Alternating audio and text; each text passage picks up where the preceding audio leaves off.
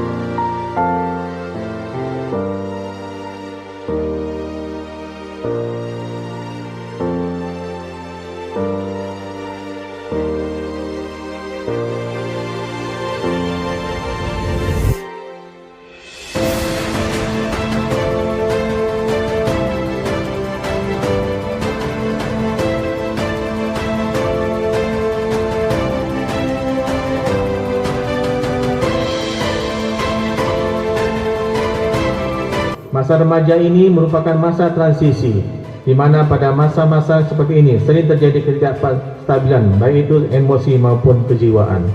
Rasa keingintahuan remaja biasanya sangat besar untuk mencoba hal-hal yang baru.